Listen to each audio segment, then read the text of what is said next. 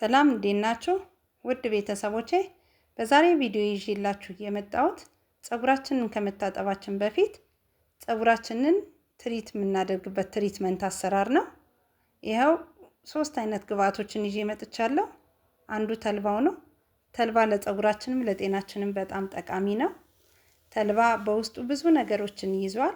ሌላኛው የጥቁር አዝሙድ ነው። የጥቁር አዝሙድ ደግሞ ከዚህ በፊት ቅባቱንም ሰርቼ ያሳየቻችኋለሁ። ሶስተኛው የቀይ ሽንኩርት ልጣጭ ነው። እሱም ለፀጉራችን እድገት በጣም ጠቃሚ ነው። ሶስቱ እነዚህ አንድ ላይ ዋህደን የምንጠቀማቸው ለፀጉራችን በጣም ጠቃሚ ነው። ፀጉራችንን ስንታጠብ በደረቁ መታጠብ የለብንም። አሁን እዚህ ጋር የተጠቀምኩት ተልባ፣ ጥቁር አዝሙድና የቀይ ሽንኩርት ልጣጭ ነው።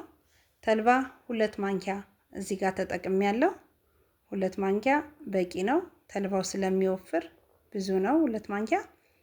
ያው እናንተ እንደ ፀጉራችሁ ብዛትና ቁመት መጠቀም ትችላላችሁ። የጥቁር አዝሙድም እዚህ ጋር 1 ማንኪያ ነው የምጠቀመው እኔ። በቂ ነው። ተልባውን ነው በብዛት የምፈልገው። እና የቀይ ሽንኩርት ልጣጭ አድርገን አንድ ላይ የምንሰራው ውህድ ለፀጉራችን እንዳይሰባበር ለእድገቱ በጣም የሚጠቅም፣ በዛ ላይ ቀይ ሽንኩርት ልጣጭ አንቲኦክሲደንት በውስጡ የያዘ ለፀጉራችን እድገት እንዲሻሻል የሚጠቅም በጣም እድገቱን የሚያፋጥን ነው። ቀይ ሽንኩርትም ተልባም ብዙ ጥቅሞች አሉት። ፀጉራችን ዛላው እንዲጠነክር፣ ፀጉራችን እንዲያድግ፣ ድርቀትንና መሰባበርንም ይከላከላል። ኦሜጋ 3 በውስጡ ይዟል።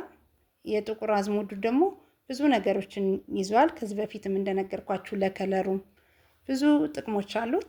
ስለዚህ ሶስቱን አንድ ላይ አድርገን 1 ከግማሽ የብርጭቆ ውሃ ነው እዚህ ጋር የተጠቀምኩት እናፈለዋለን ማለት ነው። ከ10 እስከ 15 ደቂቃ ጄል ይዞ የተልባው ጄል እስከሚወጣ ድረስ ማለት ነው። ይህንን በቆሸሸ ፀጉር ከመታጠባችን በፊት ነው ይህንን የምንጠቀመው፣ ይህንን ውህድ ማለት ነው። ሁል ጊዜ እኔ በቃ ትሪትመንቶችን እየሰራው ነው ፀጉራችን ላይ የምንጠቀመው። ይሄው አሁን ደርሶልናል። ቀዝቀዝ ሲል እናጠለዋለን ማለት ነው።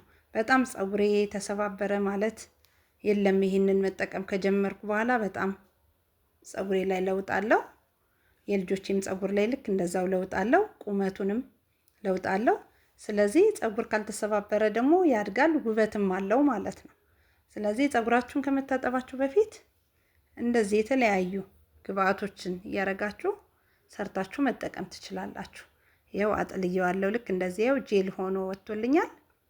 ቆንጆ ሆኖ ነው የወጣው። አሁን ደግሞ እንዴት አድርጌ የልጄ ፀጉር ላይ እያደረግኩ አሳያችኋለሁ። ሁል ጊዜ በ15 ቀን በ15 ቀን ነው ፀጉሯ የምትታጠበው። ያለ ትሪትመንት አትታጠብም። የተለያዩ ትሪትመንቶችን እየተጠቀምኩ እየሰራሁላት ትታጠባለች ማለት ነው።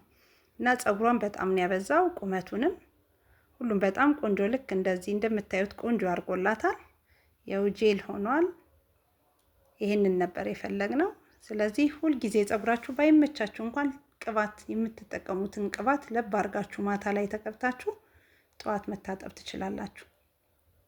ፀጉርን በደረቁ መታጠብ ግን ፀጉር እንዲሰባበርና እንዲጎዳ ያደርገዋል። ስለዚህ በዚህ መልኩ እየሰራችሁ መጠቀም ትችላላችሁ። ይሄው እንደዚህ አድርጌ እየከፈልኩ ቀባታለሁ። ሁል ጊዜ በ15 ቀን በ15 ቀን የተለያዩ ትሪትመንቶችን እያደረኩ ነው የምጠቀምላት።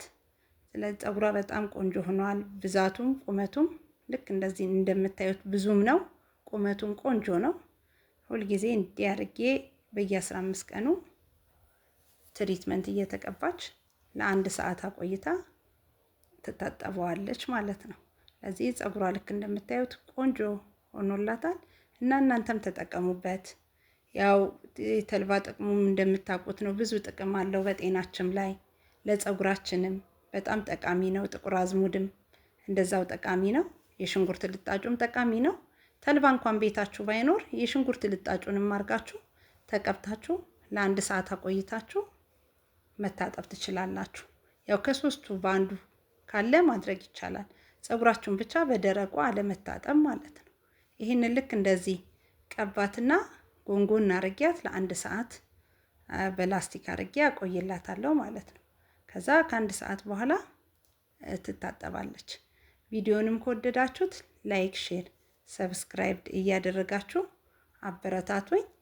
ያው እንደዚህ አድርጌ በደንብ አድርጌ እቀባታለሁ። በቃ በእንደዚህ ትሪት አደርጋለሁ። እናንተም ጸጉራችሁን ልክ እንደዚህ ያርጋችሁ ትሪት አድርጉት ጸጉራችሁን። ምክንያቱም ጸጉራችን መጎዳት የለበትም። ጸጉራችን ውበታችን ነው።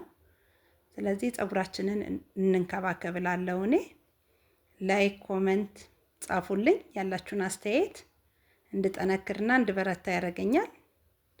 ስለዚህ እንደዚህ አድርጌ በየ15 ቀኑ ጸጉሯን ትሪት አደርግላታለሁ። ያው በቃ ልክ እንደዚህ ጎንጎን አድርጌ ለ1 ሰዓት በላስቲክ ጠቅልዬ ያቆየዋለሁ ማለት ነው። ስለዚህ ተጠቀሙበት። እንደምትወዱት እርግጠኛ ነኝ። 100% ለኛ የሰራልን ነው። እናንተም ይሰራላችኋል። ጸጉራችሁን ተንከባከቡ።